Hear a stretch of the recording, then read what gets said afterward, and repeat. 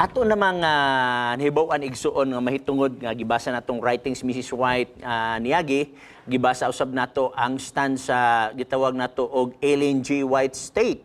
Pinaagi usab sa presidente nga ang direktor nila si William Fagal nga diin naghatag og pahayag nga walay problema ang gitawag nato og duck or pato, makaona siya.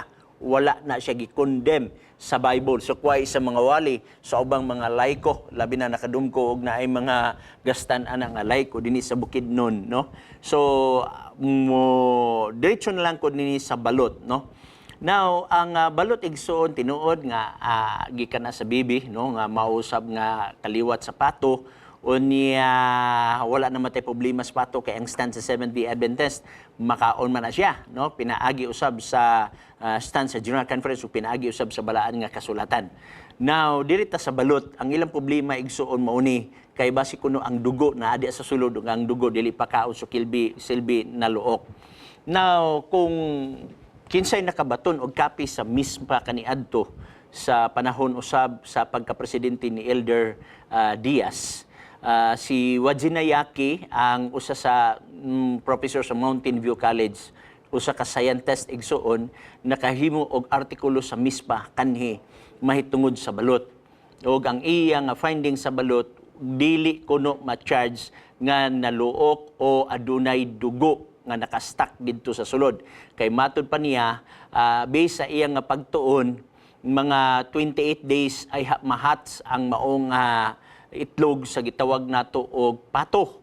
Unya kanang balot igsuon narana sa 16, 17, 18, 20, 21 days. Pinakadako na ang 21 days. When in fact, also din sa Pilipinas nga, ang uban gani, ganahan sila sa 16 days.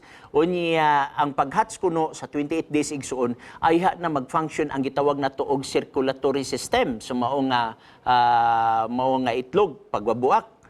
Meaning to say, sa wa pa siya mabuak igsuon, before sa 28 days, wala pag-function ang iyang circulatory system. Mao to'y akong nabasa dito sa mao nga magazine. Ngadiin, ang function igsuon mao na ang gitawag ninyong dugo.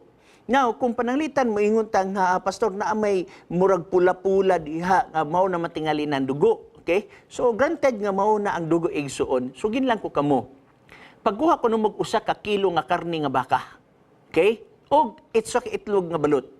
Mangutana ko sa inyo, pila may unsa may kadaghan sa dugo nga naas karne sa usa ka kilong baka o kanang naas balot? Remember, ang baka dili na makaon kung walay nabilin diha nga dugo sa karne.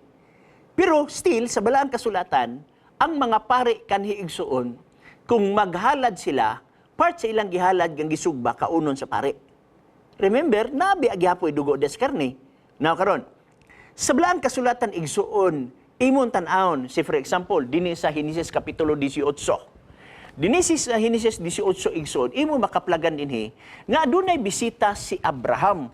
Og ang bisita ni Abraham igsuon, atong maaninaw kung imo basahon ang tibok kapitulo 18, mga manununda gadtong ang iya ang nagbisita kaniya. No, di na nato basahon tanan nga bersikulo, tagaan ta lang mo assignment, Henesis kapitulo 18, unya dinhi na lang dayon ta sa gitawag highlight nato dinhi sa bersikulo 7 ug 8. Og midalagan si Abraham ngadto sa panon sa mga baka, og mikuha siya sa usa ka nati nga baka nga malumo og maayo, og gihatag niya sa sulugoon og kini iyang gidali sa paghikay. Kanang word nga gihikay, meaning gipatay nila, ngunya ilang giluto. Unya bersikulo 8, mikuha usab siya og mantika o gatas og ang nati nga baka nga gihikay og iyang gidulot sa atubangan nila. Og siya nagtindog duol kanila ilalom sa kahoy og nangaon sila. Kanang word, nangaon sila. Apil si Abraham, apil ang tulo ka manulunda nga nagbisita kang Abraham ni anang panahona. Na remember, wala man ibalibad dinhi ang manulunda ang nga Abraham, kanang sorry kayo di sa mi mo kaon niya na kay wala maguna sa langit. Wala may ihaw-ihaw sa baka dito sa langit. Unya kami manulunda gikan mamiglangit, unya pakan minimo diha, sorry kay di mi mga on. Wala siya mag-ingon. Wasan mag-ingon ang manulunda nga Abraham.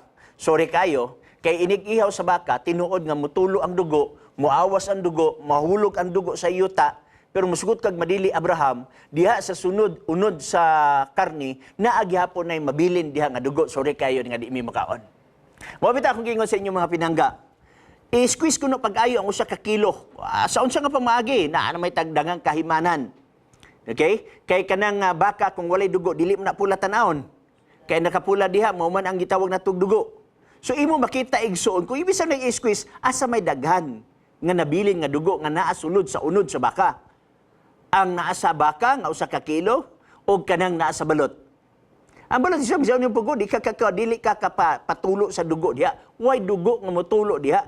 Kay bisag gi-study sa siyensya igsoon, ang maong balot mo-function ang iyang circulatory system dinhi naman sa gitawag og 28 days based sa artikulo nga akong nabasa. Unya, remember, ang balot is 16, 17, 18, 19, 20, 21. So meaning to say, wa pag gina siya ga-function diha igsoon.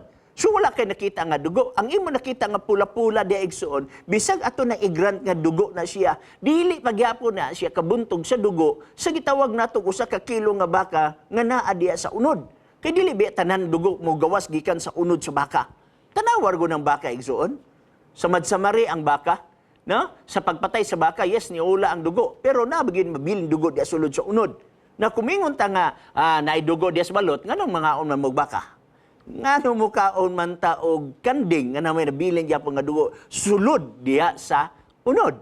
Unya imo nakita dinhi, mismo man manulunda ni kaon man og baka. Wa man ning nasuri kay Abraham, wa gid mi maanad basi maglain na muntian ana ba.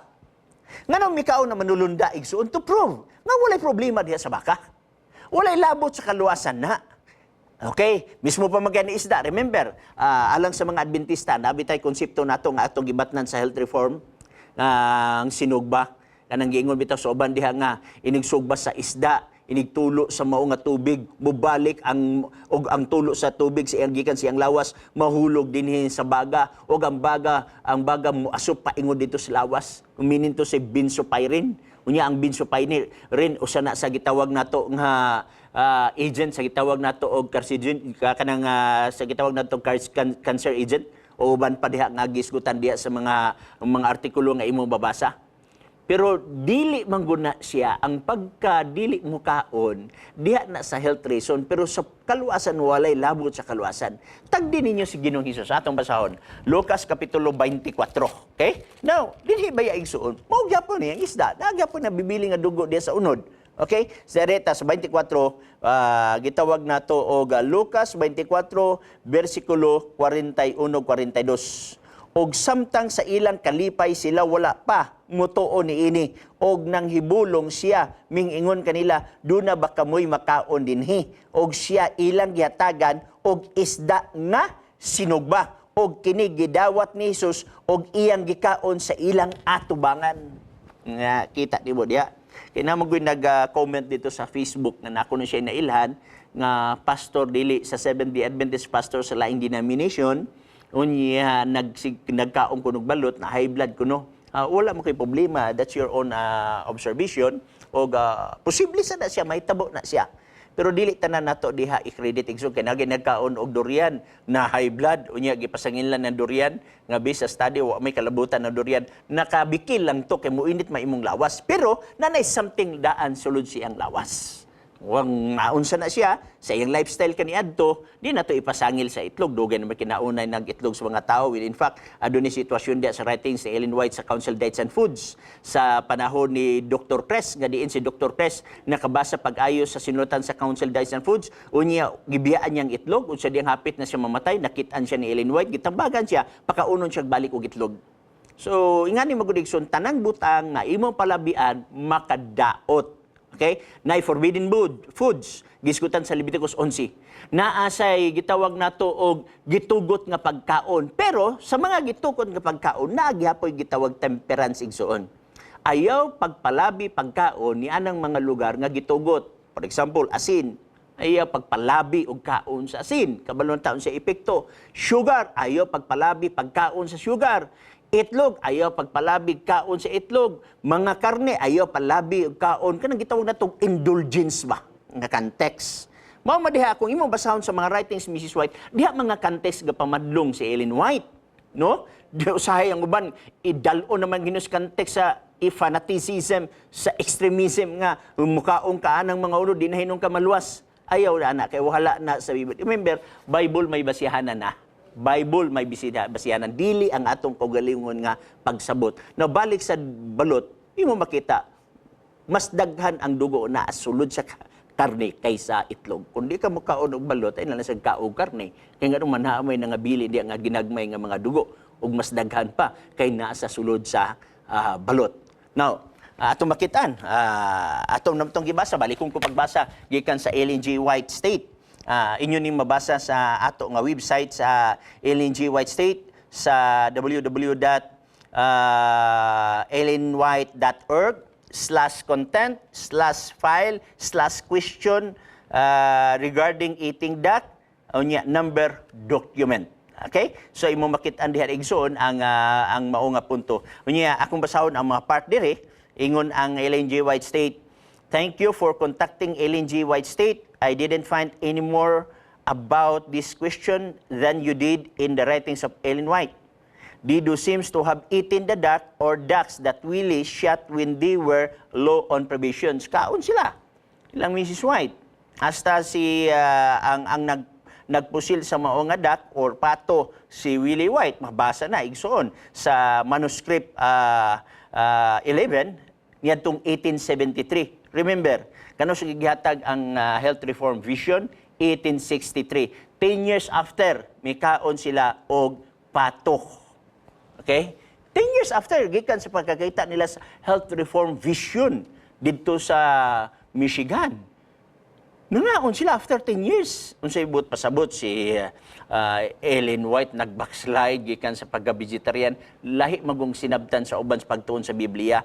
Balik maggunta sa konteksto diri igsoon. Sunod, naging pagidiri. Now, back to your specific question, matod pa ni sa mong Ellen White. Is that unclean? Na ay sumpay din nga tubag. I know of no definitive authoritative answer to that question. Okay? So, imo makita nga walay definitive answer to that authoritative answer to that question. There is the Bible dictionary. So, yan ang gisgutan diha. Unya ningon din siya dinhi. You have already discovered that duck is not mentioned in the list. The dictionary also notes, generally speaking, at least animals designated as clean are herbivorous in diet and comparatively gentle in disposition, whereas birds and animals listed as unclean are carnivorous. By that measure, matutod sa Ellen G. White State. Ellen G. White State na lang yun, ang director si Walayan Pagal. By that measure, the duck might be considered clean. Unsa? Considered clean. So, imo makita diha gikas Ellen White State unya na pag sa writing si Ellen White, no? So, mo na akong natubag sa mubo nga gitawag natug pangutana mahitungod sa dugo. I hope nga kay katulo naman nato ni nga higayon nga isgutan. I hope nga inyong nasabtan